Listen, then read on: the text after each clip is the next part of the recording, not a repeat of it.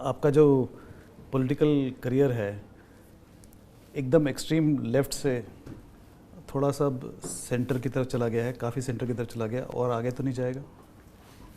एक तो मैं सर इसको पॉलिटिकल कैरियर नहीं कहता हूँ, पॉलिटिकल जर्नी कहता हूँ। क्योंकि कैरियर जब हम कहते हैं तो उसमें जो है ना सफलता और असफलता वो ज़्यादा डोमिनेट करती है। नैतिकता और अनैतिकता, सही गलत, वो कहीं छुप जाता है। मतलब फिर ना वो वाला जो फ्रेज है ना कि युद्ध और प्रेम में सब जायज़ है, सब जायज़ ठहराया जाना लगता है कैरियर के नाम पे। तो मैं इसको जर्नी कहता हूँ। दूसरा, आपने कहा कि एक्सट्रीम लेफ़्ट से सेंट्रिस्ट की तरफ। एक्सट्रीम तो हम लेफ़्ट में भी नहीं थे, क्योंकि हम सीपीआई के साथ थे और ऑल इंडिया स्टूडेंट फेडरेशन के मेंबर बने 2002 में। माइट भी आप सब लोग जानते होंगे कि एआईएसएफ जो है 1936 में बना था, आज़ादी से पहले, और उसका प्रेसिडेंशियल स्पीच जो है उन्होंने नेहरू जी ने दिया था।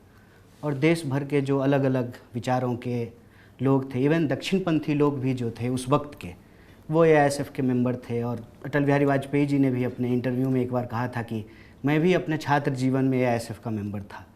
तो एक्सट्रीम तो हम लेफ़्ट में भी नहीं थे। इवन लेफ़्ट के अंदर जो एक्सट्रीम लोग हैं वो भी सेंट्रिस्ट ही कहते थे हम लोगों को। वो कहते थे कि ये सीपीआई जो है ये लेफ़्ट का कांग्रेस है, या ज़्यादा अगर थ्योरेटिकल बात करते थे तो कहते थे कि ये एक रिविजनिस्ट पार्टी है, संशोधनवादी पार्टी है। भारत के कंडीशन के हिसाब से जो है इसमें मार्क्सवाद लेनिनवाद को बहुत संशोधित कर दिया है। तो एक्सट्रीम तो सर तब भी नहीं थे, आज भी नहीं है और आगे भी नहीं जाएंगे, क्योंकि भारत का जो स्वभाव है, भारत का जो इतिहास है, भारत की जो संस्कृति है, जो भारतीयता है, वो किसी भी भारतीय नागरिक के अंदर होता है। और मेरे ख्याल से भारत में कभी भी अतिवाद को स्वीकार नहीं किया गया है। इसीलिए कहा जाता है कि अति का भला न बरसना, अति की भली न धूप। तो अति तब भी नहीं था, आज भी नहीं है, और मेरे ख्याल से हम लोग अति के खिलाफ ही लड़ रहे हैं। तो अतिवादी तो नहीं हो सकते। कन्हैया जी, आपके बारे में सबसे पहले ध्यान में आता है जब आपने जेएनयू में जब आज़ादी भाषण दिया था, उस समय से लेके अभी तक जो चेंज आया, फिर बेगूसराय में चुनाव भी लड़े, उस दिन को कैसे याद करते हैं आप? वो हमारे जीवन का सबसे महत्वपूर्ण हिस्सा है। मेरे ख्याल से जिन लोगों को भी स्कूल कॉलेज जाने का मौका मिलता है, यूनिवर्सिटी जाने का मौका मिलता है, ये इस देश में बड़े सौभाग्य की बात है। हालांकि ये ऐसा होना नहीं चाहिए, सब लोगों को ये मौका मिलना चाहिए। लेकिन हम सब जानते हैं कि मात्र 3% लोग जो है इस देश में हायर एजुकेशन को परस्यू कर पाते हैं। जैसे मेरे ही साथ स्कूल में पढ़ने वाले जो हमारे बचपन के दोस्त थे, वो उस वक्त ही या तो नौकरियों में जाने लगे या छोटा मोटा कोई काम धंधा करने लगे। मेरे साथ पढ़ने वाला जो हमारा सबसे अच्छा साथी था, सबसे तेज़ था क्लास में, लेकिन बहुत गरीब था, और इस वजह से जो है वो साइकिल की दुकान पे पंक्चर लगाने का काम करना शुरू कर दिया था। उसकी शादी हो गई है, उसके बच्चे हो गए हैं। तो इस देश में हायर एजुकेशन में जाना जो है एक सौभाग्य की बात है, एक प्रिविलेज की बात है। ये प्रिविलेज नहीं होना चाहिए। एजुकेशन जो है ना वो प्रिविलेज नहीं है, वो राइट है, बेसिक फंडामेंटल राइट है। और आप जानते हैं कि पिछले यूपीए सरकार में ही जो है राइट टू एजुकेशन के तहत जो है इसको राइट की कैटेगरी में लाया गया है। और अभी माननीय प्रधानमंत्री जी ने कहा है कि राइट की भाषा के चलते, राइट्स देने के चलते, राइट्स के चक्कर में देश पीछे रह गया। तो लोगों के अधिकारों को समाप्त करके देश कहाँ आगे चला जाएगा, यह बात समझ में नहीं आती है। तो मैं मानता हूँ कि ये हमारे लिए बड़ा अच्छा अवसर था। हम जो है देश की सबसे प्रतिष्ठित विश्वविद्यालय में पढ़े, वहाँ पे जो है एडमिशन हुआ, देश को, दुनिया को समझने का मौका मिला। जिस वक्त मैं विद्यार्थी था और थोड़ा थोड़ा छात्र राजनीति से भी जुड़ गया था, तो मुझे याद है कि उस वक्त 100 से ज़्यादा देश के विद्यार्थी उस यूनिवर्सिटी में पढ़ते थे।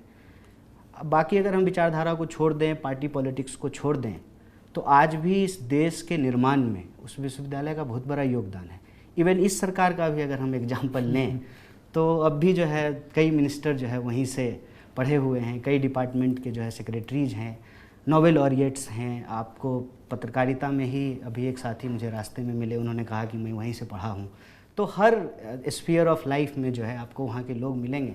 तो मैं हमेशा मानता हूँ कि मेरी ज़िंदगी का वो सबसे अहम कालखंड था जहाँ हमको दुनिया को, देश को और समाज के कई सारे पहलुओं को समझने का मौका मिला।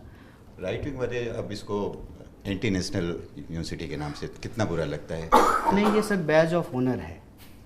ये बुरा लगने वाली बात नहीं है।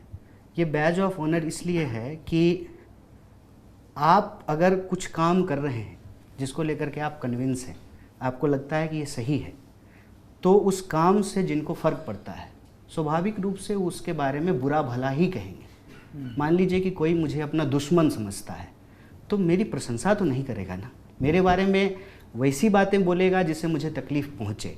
और मुझे लगता है कि कोई अगर आपको तकलीफ़ पहुँचाना चाहता है तो उसकी पहली शर्त यह है कि आप तकलीफ़ महसूस ना करें।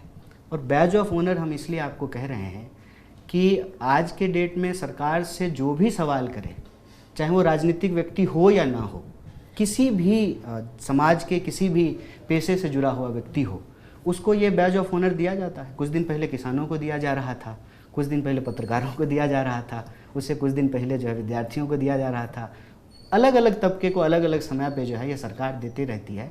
मेरे ख्याल से ये इमोजी का दौर है सर, आपके मोबाइल में भी इमोजी होगा, बहुत आसान है। लोग कहते हैं पहले इंट्रोवर्ट होते थे, एक्सट्रोवर्ट होते थे, आजकल लोग टेक्स्टोवर्ट हो रहे हैं, तो बहुत आसानी से जो है किसी के ऊपर कोई इमोजी चिपका दिया जाता है। ये सरकार स्टिकर लेकर के घूम रही है। आप जो ही उनसे मतलब इतर कोई बात करेंगे, उनके खिलाफ बात करेंगे, उनके मन की बात नहीं करेंगे, देश के जन की बात करेंगे, तो बहुत आसानी से ये स्टिकर चिपका दिया जाता है। मैं सबको कहता हूँ कि आज इस दौर में अगर आपको एंटी नेशनल नहीं कहा जा रहा है तो आप ये मान के चलिए कि आप नेशन के लिए कुछ अच्छा नहीं कर रहे हैं। क्योंकि आप अगर इस नेशन के लिए कुछ अच्छा करेंगे तो स्वाभाविक रूप से जो है ये बैज ऑफ ऑनर जो है आपके पीठ पे चिपकाया जाएगा। कन्हैया जी, चुनाव का माहौल है, 19 से लोकसभा चुनाव होने वाले हैं शुरू। आज पार्टी ने अपना मैनिफेस्टो भी कांग्रेस ने रिलीज़ किया जी, न्याय पत्र जी, न्याय पत्र। तो इस माहौल में बीजेपी स्लोगन्स दे रही है 400 पार, अब की बार 400 पार, तो क्या ऐसा नहीं लगता कि कांग्रेस या अपोजिशन इस परसेप्शन वॉर में कहीं पीछे रह गई है? या आप तो पूरे देश में गए हैं, विजिट किया है, तो आपको क्या लगता है माहौल क्या है? थोड़ा ठहर करके अगर इसको सोचेंगे ना तो इस बात में ही जो है कहीं ना कहीं बीजेपी की एक हताशा झलकती है, हार का एक डर झलकता है। क्योंकि आपने कभी सुना है कि इंडियन क्रिकेट टीम मैच खेलने के लिए गई हो ऑस्ट्रेलिया के साथ और मैच से पहले कह रही हो कि 400 पार? नहीं कहती है, कहती है अच्छा खेलेंगे, बढ़िया बॉलिंग करेंगे, बढ़िया बैटिंग करेंगे, बढ़िया फील्डिंग करेंगे, सारे जो है हमारे सेगमेंट के लोग अच्छा परफॉर्म करेंगे और हम वर्ल्ड कप जीत के लाएंगे। 400 पार, 500 पार ये सब नहीं बोलते हैं। आपने बिल्कुल सही शब्द का इस्तेमाल किया, परसेप्शन मैनेजमेंट से रियलिटी को अल्टर करने की कोशिश की जा रही है। मतलब परसेप्शन के आधार पे वास्तविकता को बदलने का, उसको मैनिपुलेट करने का एक कुत्सित प्रयास किया जा रहा है। अगर 400 पार हो ही रहा है तो मुझे बताइए कि फूके हुए कारतूसों को अलग अलग जगह से अपनी पार्टी में ज्वाइन कराने का क्या मतलब है, क्या ज़रूरी है? मान लीजिए कि आप अगर मैच जीत रहे हैं तो ऑस्ट्रेलिया के कैप्टन को जो है घूस देने का क्या ज़रूरत है? या उसके जो रिटायर्ड प्लेयर हैं जो परफॉर्म नहीं कर रहे हैं, मुझे बताइए कि मैं अगर कांग्रेस में रह करके चुनाव नहीं जीत रहा हूँ तो मेरी क्या उपयोगिता है भाजपा में? वो भी मतलब अगर मैं बिहारी भाषा में बोलूँ तो इसको कहते हैं थूक के चाटना, जिसको कल तक आप क्या बुरा भला नहीं कह रहे हैं। मेरे साथ के लोग मेरे ही साथ बैठते थे, मेरे ही साथ घूमते थे, उनको भी ये एंटी नेशनल शब्द कहा जाता था। बीजेपी में है बढ़िया जो है अलग अलग पता नहीं कहाँ से लाते हैं, कोई मतलब हो सकता है भाजपा को जो है ना बेशर्मी का खदान हाथ लग गया हो कि जब मौका मिलता है तब थोड़ा खोद के ले आते हैं बेशर्मी, कि कल तक आप जिसको गाली दे रहे हैं आज जो है आप उसके बारे में अच्छी अच्छी बातें कह रहे हैं। कल जो है मतलब मुर्गे की तरह लड़ रहे थे स्टूडियो में बैठ करके एक दूसरे से, अब एक तरफ जा करके बैठे हुए हैं। तो ये 400 पार का कॉन्फिडेंस है, ये धोखा है, ये आत्मविश्वास नहीं है, ये देश को धोखा देने का एक कुत्सित प्रयास है। और ये इसलिए कहा जा रहा है ना कि इस 400 की संख्या में ना इस देश के हजारों सवाल को गायब कर दिया जाए। 400 400 400 की बात हो, कोई ये पूछे ही नहीं कि पेट्रोल 100 के पार क्यों पहुंच गया है, कोई ये पूछे ही नहीं कि महंगाई जो है वो इतनी क्यों बढ़ गई है, क्यों देश में आज सबसे ज़्यादा बेरोजगारी है, क्यों एक तरफ तो हम दावा कर रहे हैं कि हमारी इकॉनमी 5 ट्रिलियन की बन जाएगी, तो इकॉनमी 5 ट्रिलियन की हो गई तो 80 करोड़ लोग कौन हैं जिनको आप मतलब पीठ थपथपा रहे हैं खुद का ही कि हम 80 करोड़ लोगों को अनाज दे रहे हैं। तो एक तरफ 5 ट्रिलियन इकोनॉमी हो गई है, दूसरी तरफ 80 करोड़ लोग लाइन में लग करके 5 किलो अनाज ले रहे हैं। आपको अच्छा लगेगा? अगर आपके पास पैसा है, आपने धन कमा लिया है, आप दिल्ली में रहते हैं, बढ़िया वसंत विहार में आपका घर है, आपको कहेंगे कि आप जा करके मुनीरका में जन वितरण प्रणाली की दुकान में लाइन लग करके 5 किलो अनाज लीजिए, आप लेंगे? नहीं लेंगे। तो ये जो वास्तविकता को छुपाने की कोशिश की जा रही है, उसी में बार बार बोल रहा हूँ। और अंतिम और ज़रूरी बात, मैं समझता हूँ कि ये देश के 140 करोड़ लोगों का अपमान है। देश के लोग चुनेंगे, 400 क्या 543 जीत जाएं आप, लेकिन क्या इस देश के 140 करोड़ लोगों का अपमान नहीं है जिनको मत देना है, जो जा करके वोट देंगे?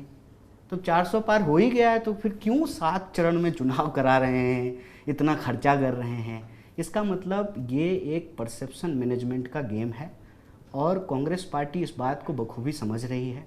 कांग्रेस पार्टी बार बार इस बात को याद कर रही है कि इसी तरह का एक परसेप्शन मैनेजमेंट करने का कोशिश किया गया था जब माननीय अटल बिहारी वाजपेयी जो है देश के प्रधानमंत्री थे और एक नारा दिया गया था, feel good India, shining India, और ऐसा लग रहा था कि मतलब एकदम सिंगल लार्जेस्ट पार्टी, सबसे ज़्यादा सीट जीत करके वो आ रहे हैं। और जब रिजल्ट आया तो पता चला कि एनडीए की जगह यूपीए की सरकार बन गई।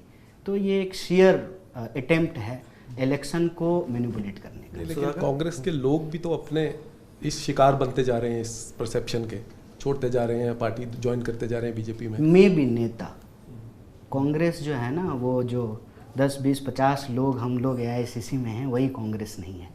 कई बार हम कांग्रेस को समझने में गलती करते हैं। तो कन्हैया जी, आपने मैं इनका सवाल का एक शब्द में उत्तर दे देता हूँ। कांग्रेस सिर्फ वही नहीं है कि हम कुर्ता धोती पहन करके एआईसीसी आते जाते हैं, वही कांग्रेस नहीं है। कांग्रेस इस देश का जो मॉडर्न स्टेट है उसकी हिस्ट्री को अपने आप में समाहित करने वाली पार्टी है। कांग्रेस ऐसी पार्टी है जिसका इतिहास उठा करके देखेंगे तो पता चलेगा कि हेडगेवार भी कभी जो है वहाँ रहे थे। तो कांग्रेस का इतिहास इतना छोटा नहीं है, इतना रिड्यूस कांग्रेस को नहीं करना चाहिए। जब कहा जा रहा है कि कांग्रेस अपने सबसे बुरे दौर में है, तब भी जो है हर साल कांग्रेस पार्टी का सीट बढ़ रहा है। तो मैं नहीं समझता हूँ कि कांग्रेस के लोग ऐसा सोच रहे हैं। हाँ, कुछ अवसरवादी लोग हैं, या तो जो है उनको लालच है, या तो जो है वो डर रहे हैं। 2 ही कारण है, तीसरा कोई कारण नहीं है। माइट भी वो इस गेम में, इस ट्रैप में फंस रहे हो। Kanaya ji, 2 questions. One is जो आज़ादी का, that I still remember, जोर से बोलो आज़ादी. It's been a very enduring image across the country, whether it's from Kerala or Gujarat. When anyone talks about you, जोर से बोलो आज़ादी, that's very enduring image.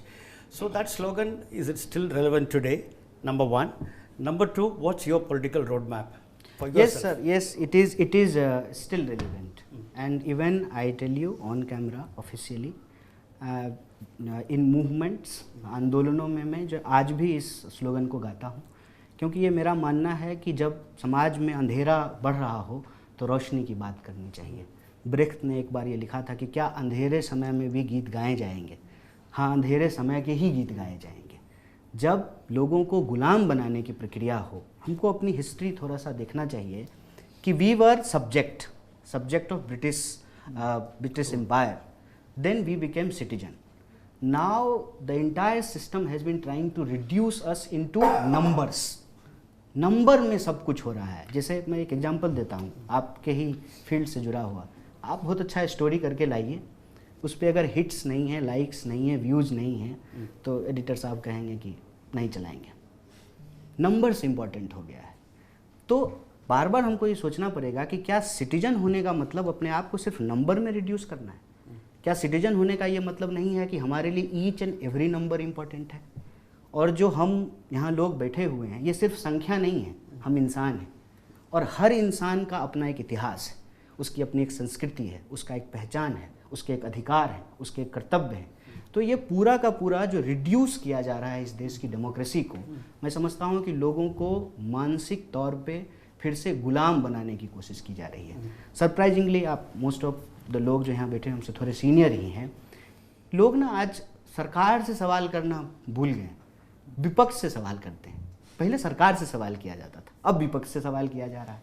तो सब कुछ ना पलटा जा रहा है, सब कुछ घुमाया जा रहा है। एक बार मैंने कहा कि नेहरू जी को आज इतनी गालियाँ देते हैं भाजपा वाले, नेहरू अगर इस देश के पहले प्रधानमंत्री नहीं होते तो मोदी जी भी आज देश के प्रधानमंत्री नहीं बन पाते। झूठ ही सही, कहते हैं कि हमने चाय बेचा था, बेचा कि नहीं बेचा वो तो नहीं मालूम, देश बेच रहे हैं वो आँख से देख रहे हैं।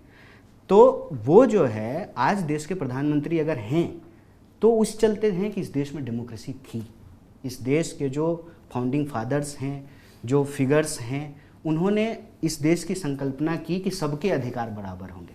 ऑफिस में भले हम सब बराबर नहीं है, हायरार्की है, प्यून हैं, एडिटर हैं, सब एडिटर हैं, कैमरा पर्सन हैं। अब तो कैमरा पर्सन कहते हैं, पहले तो कैमरा पर्सन का नाम भी नहीं लेते थे, सिर्फ संवाददाता अपना ही नाम बोलते थे। तो स्लोली ग्रेजुअली हम ये देख रहे हैं कि जो इक्वलिटी का एक सेंस आया एज ए इंडियन सिटीजन, उस इक्वलिटी को ख़त्म करने की कोशिश की जा रही है, लोगों को गुलाम बनाने का प्रयास किया जा रहा है। और जब अंधेरे की बात हो रही हो तब रोशनी की बात करना ज़रूरी है, जब गुलामी की बात हो रही हो तब आज़ादी को ज़ोर से बोलने की ज़रूरत है।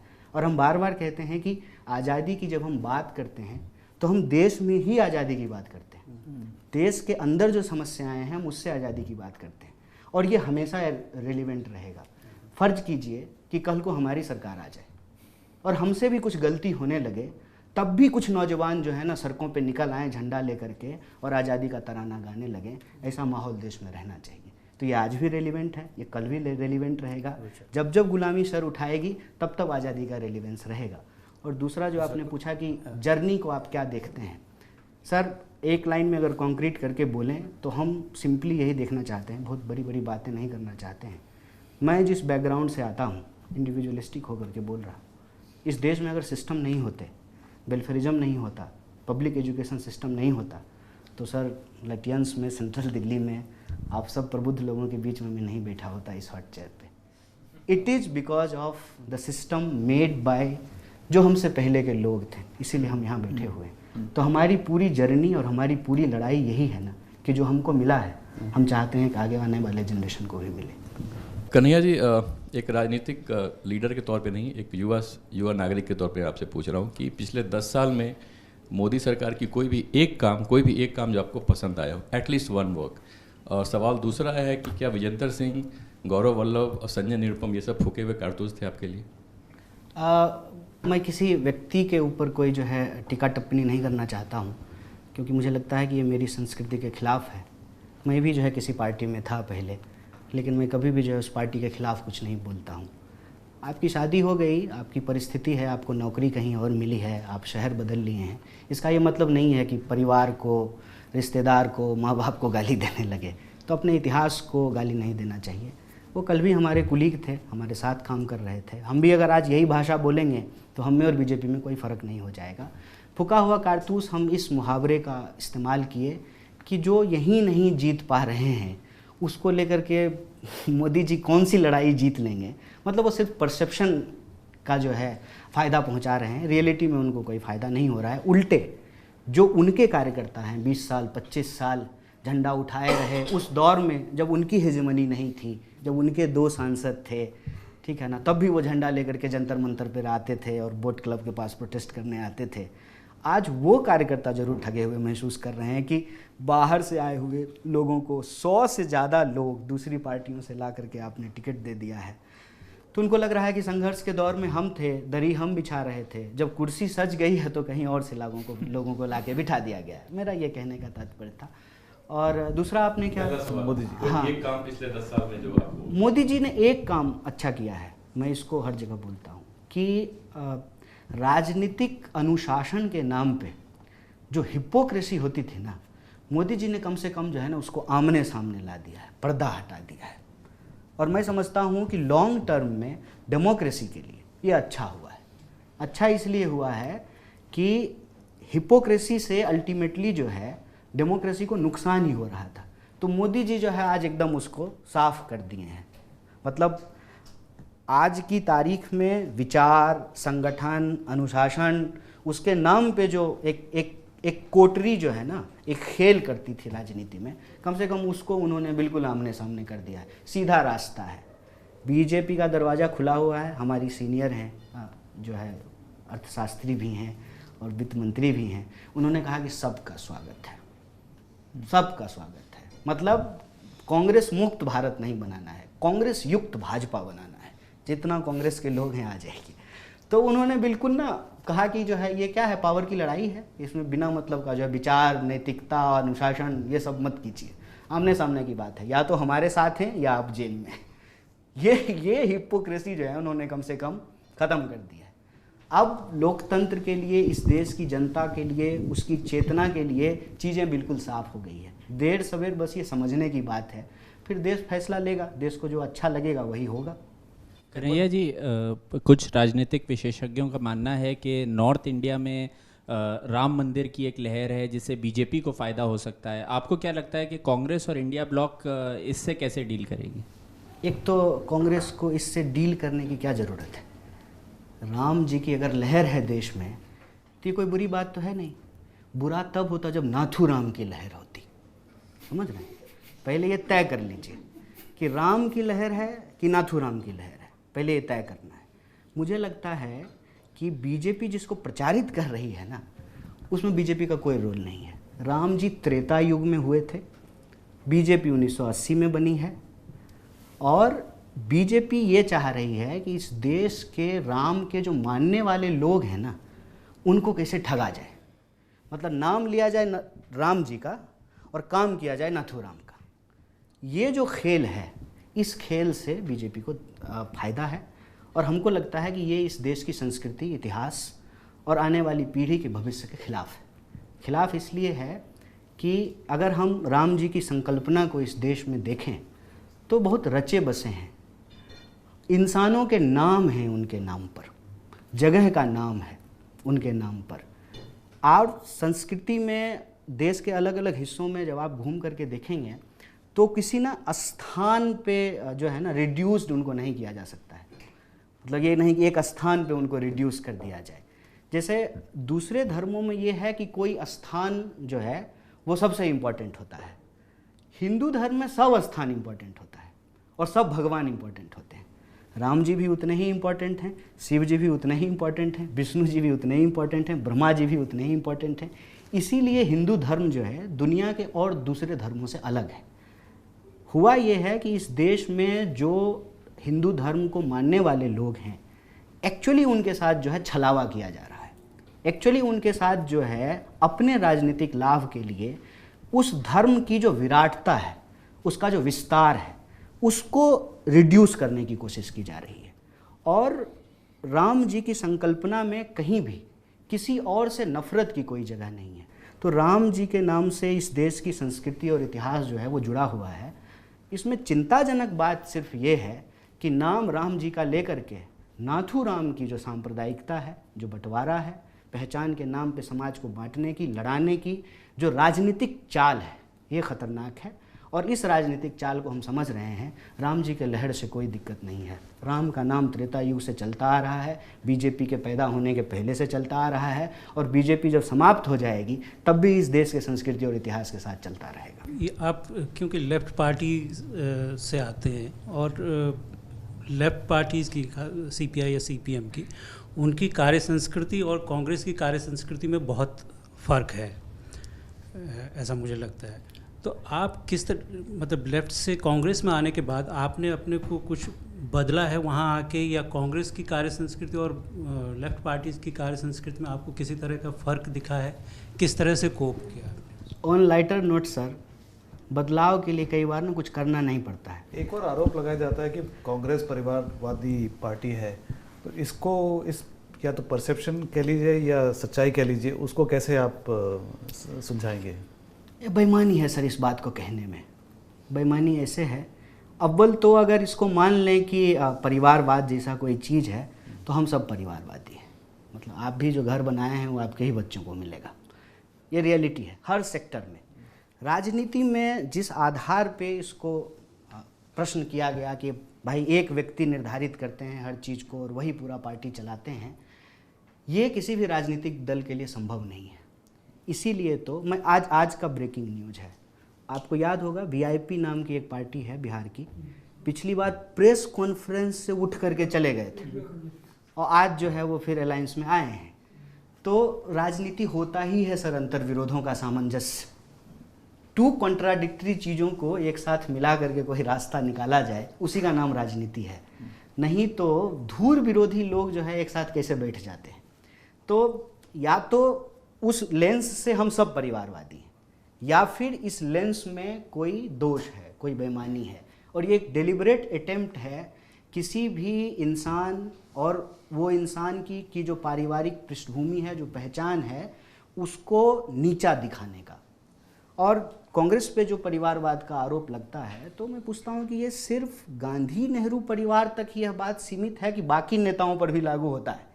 अगर ये बाकी नेताओं पर भी लागू होता है तो मेरा एक सीधा सवाल है कि ज्योतिरादित्य सिंधिया साहब जब तक कांग्रेस में थे तब तक परिवारवादी थे, ज्यों ही भाजपा का पट्टा पहन लिए तो जो है अब वो राष्ट्रवादी हो गए, समाजवादी हो गए, संघवादी हो गए।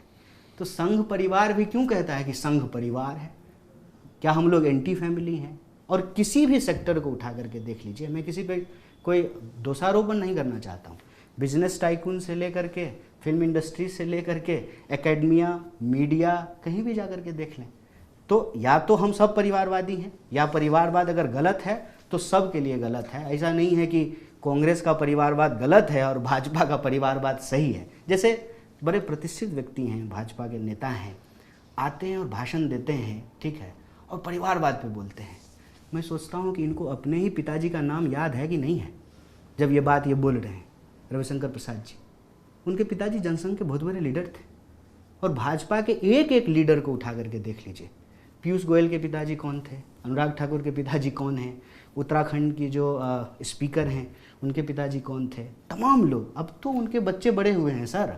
या तो हमारी सामाजिक नैतिकता ही बिगड़ी हुई है, पूरा का पूरा हमारा जो है लेंस ही खराब है, या फिर ये जो मतलब कहते हैं कि अलग से हटा करके सब कुछ अलग करके किसी के ऊपर दोषारोपण करना, मुझे लगता है कि उस पृष्ठभूमि के लिए, उस परिवार का इस देश के लिए जो योगदान है उसको कम करके देखा जा रहा है। दो प्रधानमंत्री ने जान दे दिया, अब हम क्या चाहते हैं? यहाँ सर इस दौर में अभी तो मोदी जी जान ले भी नहीं रहे हैं लोगों का, कि थोड़ी सी जो है तापमान बढ़ी नहीं, थोड़ा सा एजेंसी का धमकी आया नहीं कि रात को जो है रिट्वीट करके सोते हैं कांग्रेस के लिए, सुबह पार्टी बदल लेते हैं। उस दौर में दो प्रधानमंत्री ने अपना जान दे दिया। नेहरू को क्या जरूरत थी सर 15 साल जेल में रहने की? वो मोतीलाल नेहरू का बेटा थे। तो जो त्याग है, समर्पण है देश के लिए, उसको इतना रिड्यूस कर दिया गया है, और अपनी बारी जो ही आ रही है उसका कोई जवाब नहीं दे रहे। उस पर प्रधानमंत्री ने कहा, बड़ा इंटरेस्टिंग कहा कि हमारे नेता जो यहाँ बैठे हुए हैं, इनके परिवार के एक से ज़्यादा सदस्य अगर राजनीति में आना चाहते हैं तो क्या दिक्कत है? कोई दिक्कत नहीं है, आप ये बात स्वीकार कर लीजिए। लेकिन आपके लिए अगर यह सही है तो दूसरे के लिए गलत कैसे है? जो कुछ सरकार से जेन्युइन सवाल पूछते उसके ऊपर तमाम तरह के जो है लांछन लगाए जा रहे हैं, उसके ऊपर झूठे मुकदमे किए जा रहे हैं। तो मैं समझता हूँ कि नैतिकता का ये पैमाना नहीं हो सकता है कि जो आपके लिए गलत है वो जो है हमारे लिए सही है, और जो हमारे लिए गलत हुआ आपके लिए सही हो जाता है। ये बेईमानी है। उसमें एक थोड़ा सा डिफरेंस है। वो उनका ये कहना है कि कोई पार्टी प्रेसिडेंट है, लेट्स से, कि ये पहले से तय नहीं होता कि इनका बेटा ही पार्टी प्रेसिडेंट बनेगा। मैं चाहता था सर आप ये सवाल पूछें, मैं अपने से इस बात का जवाब नहीं देना चाहता। तो एक बात बताइए, शिवराज सिंह चौहान मुख्यमंत्री नहीं होंगे, इसका फैसला कौन लिया? मोदी जी लिए ना। खट्टर साहब को रात को सोए थे मुख्यमंत्री बन के, सुबह उठे तो नहीं थे। और मैं इसे आपको 50 एग्जाम्पल दे रहा हूँ। इसका फैसला कहाँ लिया जा रहा है? बीजेपी की मीटिंग में लिया जा रहा है। टिकट दे करके टिकट वापस करा दिया गया, वो भोजपुरी का एक सिंगर है। इसका फैसला कौन ले रहा है? उल्टे ही तो ज़्यादा खराब चीज़ है ना। कम से कम परिवार होगा सर तो पत्नी डांटेगी ना, बेटा बेटी कहेगा ना कि पापा गलत कर रहे हैं। व्यक्तिवाद तो ज़्यादा खतरनाक है ना, फिर ज़्यादा डेंजरस चीज़ है ना, कि एक व्यक्ति सारा फैसला ले रहा है। बताइए, मोदी जी के बराबर के व्यक्ति थे ना, जितना बार मोदी जी मुख्यमंत्री रहे उससे ज़्यादा बार मुख्यमंत्री रहे। क्या उनमें कोई योग्यता नहीं थी? मोदी जी खुद हट जाते प्रधानमंत्री पद से, उसको प्रधानमंत्री बना देते, तब न समझते कि नहीं भाई परिवारवाद और व्यक्तिवाद नहीं है। तो मैं तो कहता हूँ कि परिवारवाद से भी ज़्यादा डेंजरस चीज़ है व्यक्तिवाद। परिवार होता है सर, जानते हैं, संतुलन रहता है जीवन में। कोई कहता है रात को काम करके लौटिएगा, कुछ खराब करके जाइएगा, तो कोई पूछेगा कि क्या कर रहे हो? आगे नाथ ना पीछे पगा, कोई पूछने वाला है नहीं, जो मन सो कर रहे हैं। ये तो और डेंजरस परिवारवाद है सर। कम से कम उस परिवार में तो ब्लड रिलेशन होता है। ये बताइए, इसी चीज़ की आगे की कड़ी है कि तो आपको लगता है कि प्रियंका गांधी को इलेक्शन लड़ना चाहिए? मतलब सब लोग कह रहे हैं कि कांग्रेस को नेताओं की ज़रूरत है, जोश की ज़रूरत है, तो प्रियंका गांधी को इलेक्शन लड़ना चाहिए इस बार? सर ये जाते हैं AICC, पूछिए कितना लोग जो है वहाँ बायोडेटा लेकर के घूम रहा है। इलेक्शन लड़ने वालों की कोई कमी नहीं है।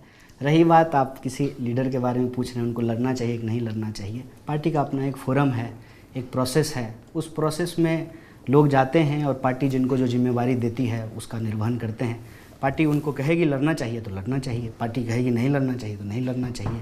अब इसका फैसला हम लोग जो है PTI के ऑफिस में बैठ के तो नहीं ले सकते हैं। कन्हैया जी, मनोज तिवारी को आप टक्कर देने जा रहे हैं दिल्ली में? नहीं, हमारे पास जानकारी है, आपका अनाउंस हम मोदी जी को टक्कर देंगे। मनोज तिवारी क्यों बेचारे? नॉर्थ ईस्ट से आपका नाम अनाउंस होने जा रहा है। वो ठीक बात है, हर सीट पे मोदी जी से लड़ाई। मेरा सवाल बिहार को लेकर है। आप बिहार से आते हैं। पहला सवाल ये है कि क्या आप बिहार से चाहते थे चुनाव लड़ना, खासकर बेगूसराय से? दूसरा सवाल उससे रिलेटेड ये है कि लालू प्रसाद यादव और तेजस्वी यादव आपको लेकर इतने असहज क्यों हैं? क्या तेजस्वी की वजह से लालू प्रसाद डरे हुए हैं कि आप कहीं उनकी इमेज को डाउन न कर दें? इस धारणाओं पर आप क्या जवाब देना चाहेंगे? मैंने दोनों सवाल पूछे। अव्वल तो मैं इतना बड़ा व्यक्ति नहीं हूँ कि जिनके पिताजी माताजी मुख्यमंत्री रहे हैं, वो जो है लीडर ऑफ अपोजिशन है। इससे पहले जो है वो कुछ महीने पहले ही जो है डिप्टी CM थे। तो हमारा मतलब इतना नहीं है कि वो हमसे डर जाएं। उनको अगर डरना होगा तो जो इस देश में शासन है, जो परिस्थिति है, उससे डरने की ज़रूरत है, हमसे डरने की ज़रूरत नहीं है।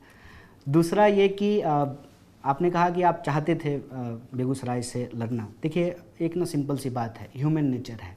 जो रास्ता आपको मालूम होता है ना, आप बार बार वही रास्ता चलना चाहते हैं। आप कहीं और जो है ना थोड़ा आपको डिस्कम्फर्ट फील होता है। अब जैसे मैं पहली बार जब दिल्ली भी आ रहा था ना पढ़ने के लिए, मैं दिल्ली 2009 में आया, तो अब मैं जितना बिहार में रहा हूँ उससे ज़्यादा जो है मैं बिहार से बाहर रह लिया हूँ। तो पहली बार दिल्ली आने में ही जो है ना घबराहट हो रही थी। उधर दादरी ही पहुँचे थे तो लगा था कि दिल्ली आ गए हैं, झोला वोला उठा लिए थे। फिर लोग कहा कि अभी वक्त है, रुक जाओ, अभी दिल्ली नहीं आई है। तो किसी भी नए जगह पे जाते हैं, नए डेस्टिनेशन पे जाते हैं, तो आपको रास्ता मालूम नहीं है, लोग नहीं मालूम है, संस्कृति मालूम नहीं है। बस में चढ़ते थे और जो है ना कंडक्टर कहता था बिहारी हो, तो सोचते कि इसको कैसे पता चला। मेरे मन में यही सवाल रहता था, हम समझ ही नहीं पाते थे कि पूछ क्यों रहा है, ऐसा हमने क्या किया, हमारी ऐसी जो है क्या हरकत है कि इसको पता चल गया कि हम बिहारी, और खुश हो जाते थे। आपको कैसे पता चला? समझ रहे? तो आप जो है कहीं नई जगह जब जाते हैं, ठीक है, तो स्वाभाविक रूप से फियर ऑफ अननोन होता है। और जहाँ आप गए हुए हैं, जो रास्ता आपको मालूम है, जैसे मान लीजिए आप किसी मानसिक अवस्था में हों, हैं, आप यहाँ से जब निकलेंगे तो घर पहुँच जाएंगे, रास्ता नहीं भूलेंगे, आपको मालूम है। चाहे मैं और क्या बोलूँ, जो भी स्थिति परिस्थिति, मान लीजिए पार्टी से आप निकल रहे हो, फिर भी घर ही जाएंगे। तो जहाँ हम पैदा हुए हैं, जो हमारा नेटिव प्लेस है, उससे एक इमोशनल लगाव भी होता है, एक ऑर्गेनिक रिलेशन भी होता है। आप लोगों को जानते हैं, सिर्फ राजनीतिक व्यक्ति के तौर पे नहीं। आपको मालूम है कि चाचा का गांव है, फूफा का गांव है, उधर बुआ की शादी हुई है, वहाँ उधर जो है बहन का जो है ससुराल है, तो आप कंफर्ट फील करते हैं। लेकिन as far as political battle का जो सवाल है, मैं अपने आप को कभी भी किसी जगह से रिड्यूस करके नहीं देखता हूँ। मेरे लिए राजनीति आज भी मुद्दा आधारित है। एक जो है एक कॉज के लिए हम लड़ रहे हैं, एक इशूज़ के लिए लड़ रहे हैं, जो मेरे हाथ के में है। यही मेरा मतलब सपना है। ये जब बन रहा है, ये जब तैयार हो रहा था, जब ये पास हो रहा था, तो एक्टिवली जो है हम इसका हिस्सा थे। तो आज इसको लेकर के चुनाव में हम जाएं, वो जगह कोई भी हो, या बतौर उम्मीदवार जाएं या बतौर कैंपेनर जाएं, कैंडिडेट बन के जाएं या कैंपेनर बन करके जाएं, चुनाव हम ऑलरेडी लड़ रहे हैं, चुनाव में हम हैं, इस समर में हम शामिल हैं। पार्टी कहेगी, जिम्मेवारी दे देगी कि आपको चुनाव लड़ना है, तो 543 सीट जो है हमारे लिए बराबर है। उत्तर से लेकर के दक्षिण तक, पूरब से लेकर के पश्चिम तक राष्ट्रीय पार्टी है। कहीं कह देगी चुनाव लड़ने के लिए, तो लड़ेंगे। क्योंकि ये जो इन्होंने कहा था ना 400 वाला परसेप्शन, मुझे इस परसेप्शन की हकीकत जनता के बीच में लेकर के जाना है। इसीलिए पार्टी के आदेश की हम अवहेलना नहीं करेंगे। लेकिन स्वाभाविक बात है कि जहाँ जिस जगह को आप जानते हैं उसके साथ आप कंफर्टेबल फील करते हैं। कन्हैया जी, ये शुरुआत में आपने बोला कि देश ने अतिवाद को कभी पसंद नहीं किया है, और आपने ये भी बोला कि भाजपा एक अतिवादी पार्टी है। तो पिछले 10 सालों में हमने देखा है, जितने भी चुनाव हुए हैं, लोकसभा चुनाव में भाजपा ने पिछले 14 से ज़्यादा अच्छा 19 में किया है। अभी भी एक चर्चा है कि शायद वो अच्छा करेंगे। बीच की जो असेंबली पोल्स में, उसमें भी भाजपा ने कांग्रेस से ज़्यादा अच्छा किया है। तो आपको क्या कारण है कि जो भाजपा की जो इतनी ज़्यादा एक पॉपुलर एक्सेप्टेंस है जो इलेक्शंस में हम देख रहे हैं, उसको आप कैसे देखते हैं? और क्या एक इसी से रिलेटेड सवाल है कि क्या कहीं ना कहीं कांग्रेस के लीडरशिप में कहीं क्या प्रॉब्लम रहा है कि एक जो सेंट्रिस्ट पार्टी थी आज की तारीख में 40-50 सीटों पर आप सिमट के रह गए हो? देखिए, दो अलग अलग सवाल हैं, स्वाभाविक रूप से जो है ना डायरेक्टली इनडायरेक्टली जो है जुड़ा हुआ है।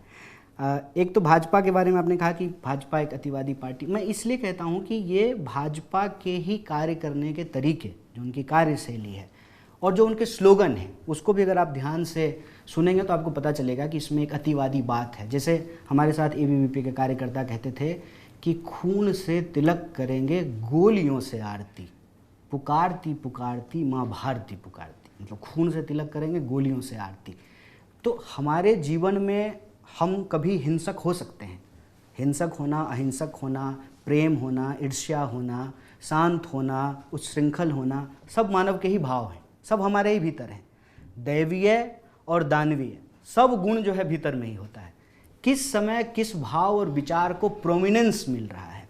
मैं समझता हूँ कि बीजेपी वायलेंस को, हेटरेट को, डिवीजन को प्रोमिनेंस देती है, उसके स्लोगन में, उसकी बात में, उसके भाषण में वो निकल करके आता है। गोली मारने की बात करना या जो है ख़त्म कर देंगे, रहना होगा तो झुकना होगा, इस तरह की भाषा जो है इस्तेमाल किया जाता है। दूसरी तरफ आप गांधी एक विचार को लेंगे आप सामने, तो गांधी क्या कहते हैं? रघुपति राघव राजा राम, पतित पावन सीताराम, ईश्वर अल्लाह तेरो नाम, सबको सन्मति दे भगवान, मतलब गोडसे को भी सन्मति मिले। तो इसमें क्या है ना कि सर्वधर्म संभाव है, एकता है, प्रेम है, इसीलिए जो है उस पार्टी को हम अतिवादी पार्टी कहते हैं, एक बात। दूसरी बात, उसको सफलता क्यों मिल रही है? अव्वल तो इसमें जो पुरानी पार्टियां हैं, जो सत्ता में रहे हैं, उनकी विफलता को हम छुपाने का प्रयास नहीं कर रहे हैं। कहीं ना कहीं हमारी विफलता है, ये बात हम ऑन कैमरा आपके सामने स्वीकार करते हैं।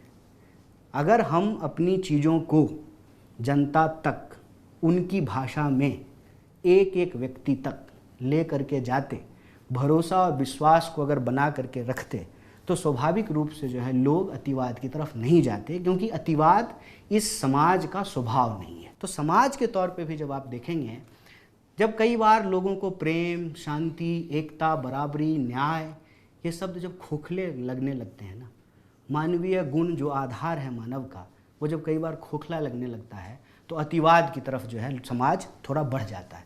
आप अक्सर सुनते होंगे, हमको याद है स्कूल में कहता था कि परमाणु बम चला देना चाहिए, या कहता था कि मिलिट्री रूल हो जाना चाहिए, सारा नेता चोर है। जितना जो है आप 80 के बाद की फिल्में देखिएगा, तो जो टोपी थी ना, गांधी टोपी जिसको कहते हैं, अक्सर भ्रष्ट, बेईमान, देश को लूटने, उसका सिंबल के रूप में जो है उसको दिखाया जाने लगा।